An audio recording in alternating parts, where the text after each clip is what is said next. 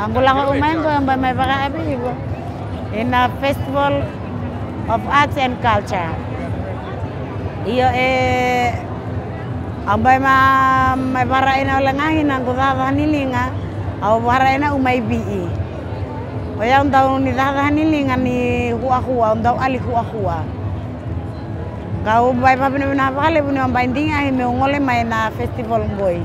Baka nui reungan bii ni dua songore au may yada ba may ngoy ang kubahanana no meu sasolia meu babuli dira bera ambangone mera bahunge mera obole mera pakai abi na tata kaniling ersa lebungan rata mangkani pamuria iho ali mera pamuli rita kan umbu na au nanu ma meu sana lahongoi meu sana lahi babuli dira biro